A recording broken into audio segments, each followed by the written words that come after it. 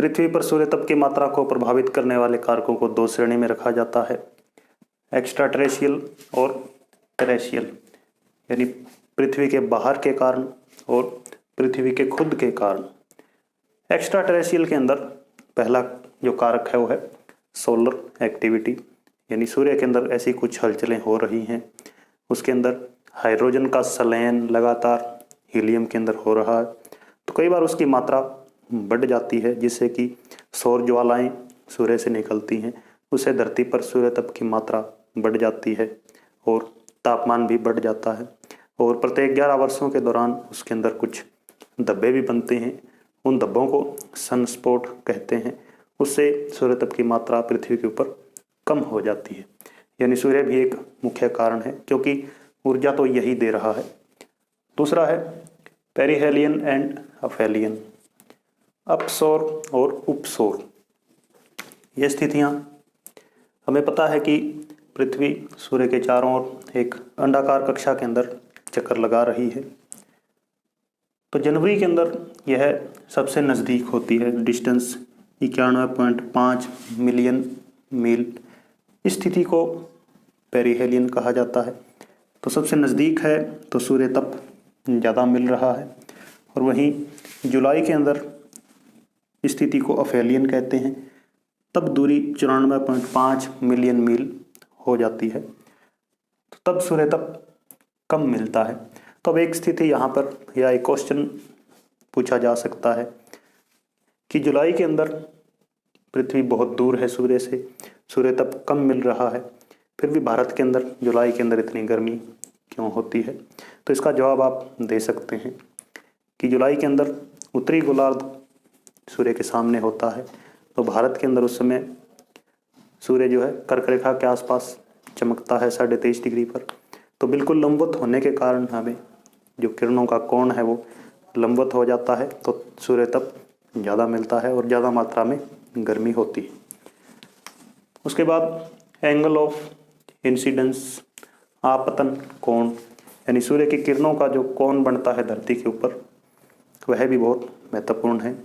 यहाँ आप देख रहे हैं कि जब भूमध्य रेखा पर कोण बनता है, तो यहाँ पर एक सीधा यदि कागज रखें तो आप देख रहे हैं 90 डिग्री का कोण है, तो भूमध्य रेखा को ज़्यादा मात्रा के अंदर सूर्य तप मिल रहा है। वहीं जब यही किरणें ऊपर पहुँचती हैं तो ये कोण बिल्कुल 0 डिग्री का हो जाता है, यानी भूमध्य रेखा से ऊपर जाते जाते किरणें तिरछी होती जाती हैं और कोण बड़ा होता जाता है, तो इससे सूर्य तप की मात्रा है वो कम ज़्यादा होती है। इसे आपतन कोण भी कहते हैं। उसका चौथा पॉइंट है मीटेरोटिक डस्ट, उल्कापातीय धूल। एस्ट्रोनॉमी में हम सीखेंगे कि मंगल और बृहस्पति ग्रह के बीच शुद्ध जो ग्रह हैं या उल्काएं हैं, उनकी एक पूरी बेल्ट पाई जाती है। बहुत बड़ी मात्रा में वहाँ उल्कापिंड मौजूद हैं, जो कि कई बार घूमते घूमते पृथ्वी की कक्षा में भी आ जाते हैं और वायुमंडल में भी प्रवेश कर जाते हैं। तो वायुमंडल में प्रवेश करते हैं तो हम इस कारण को टेरेस्ट्रियल में रखें या एक्स्ट्रा टेरेस्ट्रियल के अंदर, इसमें भी समस्या है। लेकिन उल्कापिंड हैं वो बाहर से आते हैं, इसलिए इसको एक्स्ट्रा टेरेस्ट्रियल में रखा जाता है। तो उल्कापिंड वायुमंडल के अंदर पहुंचकर नष्ट हो जाते हैं, लेकिन उनकी धूल पड़ी रह जाती है, जो कि सूर्य की किरणों को रोक लेती है कई बार। तो इससे जो इंसुलेशन की मात्रा है वो कम हो जाती है। तो ये 4 कारण हैं जिन्हें कि हम एक्स्ट्रा टेरेस्ट्रियल में रखते हैं। उसके बाद पृथ्वी के कुछ कारण हैं।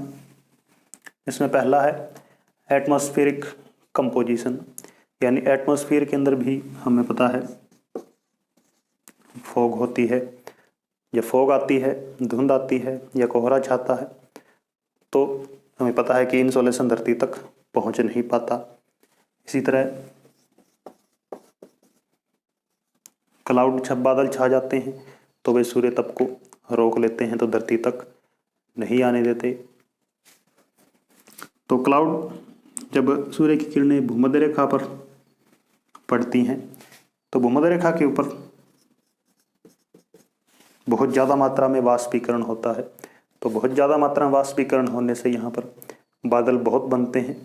बादल बनते हैं तो सारा साल इस बेल्ट के अंदर बादल छाए रहते हैं भूमध्य रेखा के आसपास। इसलिए भूमध्य रेखा पर सूर्य तप है उसकी मात्रा कम हो जाती है।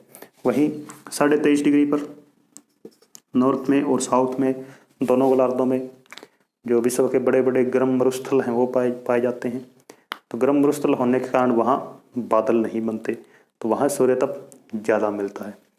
तो सबसे ज़्यादा इंसोलेशन कर्क रेखा और मकर रेखा पर पाया जाता है, इसको भी हमें ध्यान रखना है। तो क्लाउड अफेक्ट करते हैं। उसके बाद फॉरेस्ट कैनोपाई है। विश्व पर बड़े बड़े जंगल भी हैं, अमेजन के जंगल हैं या कांगो बेसिन के जंगल हैं, जायरे बेसिन। ये भी क्या है, धरती तक सूर्य तप को नहीं पहुंचने देते। इसलिए जंगलों के अंदर जो तापमान की कमी पाई जाती है, हम वहाँ जाते हैं तो हमें ठंड महसूस होती है, क्योंकि सूर्य के प्रकाश को और गर्मी को दोनों को ही वे अवशोषित कर लेते हैं।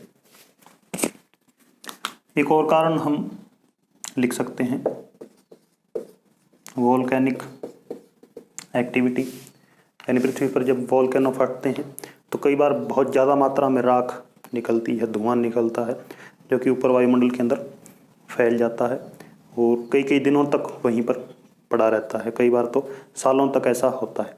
तो वह धूल जम जाती है वायुमंडल के अंदर और सूर्य से आने वाली किरणों को रोक लेती है, तो इंसोलेशन कम हो जाता है। तो ये दोनों कारण एक्स्ट्रा टेरेस्ट्रियल और टेरेस्ट्रियल कारण।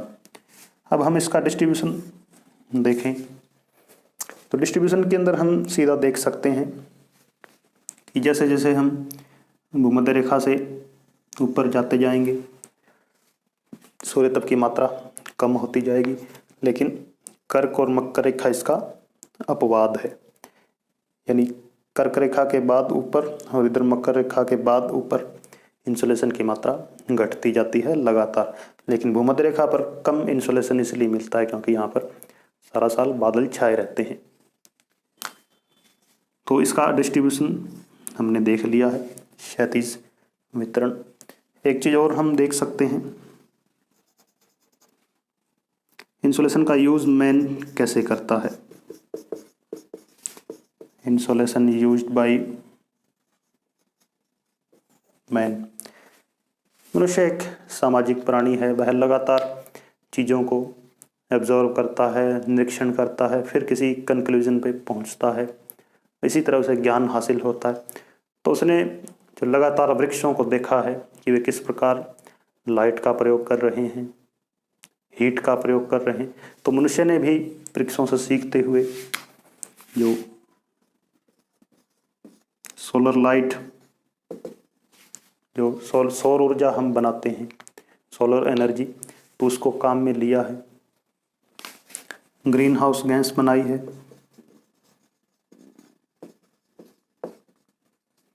ग्रीन हाउस गैस जो कि धरती का तापमान बढ़ाती हैं, तो उसको देखते हुए मनुष्य ने खुद के ग्रीन हाउस तैयार किए हैं जो कि ठंडे और ऊंचे इलाकों के अंदर काम देते हैं। वहाँ पर फल और सब्जियाँ उगाई जाती हैं। तो सोलर एनर्जी और ग्रीन हाउस, ये दो काम मनुष्य कर रहा है। इसके अतिरिक्त फोटोवोल्टाइक एनर्जी भी वो बना रहा है, खासकर गुजरात के कच्छ के अंदर। वहाँ पर वो 23.5 डिग्री पर है, तो सूर्य तप ज़्यादा मिलता है, इसलिए वहाँ पर बड़ी संभावनाएं हैं फोटोवोल्टाइक एनर्जी की। तो उसकी दिशा के अंदर काम चल रहा है और उसके अंदर बड़ी संभावनाएं भी है, क्योंकि जो फ्यूल है वो लगातार कम हो रहे हैं। इसके अतिरिक्त वे प्रदूषण भी बहुत फैलाते हैं। तो ये हमारा इंसोलेशन का टॉपिक कंप्लीट हो गया है। इसके अंदर पिछली वीडियो के अंदर हमने इंसोलेशन क्या होता है और आज इसको प्रभावित करने वाले कारकों को देखा है। धन्यवाद।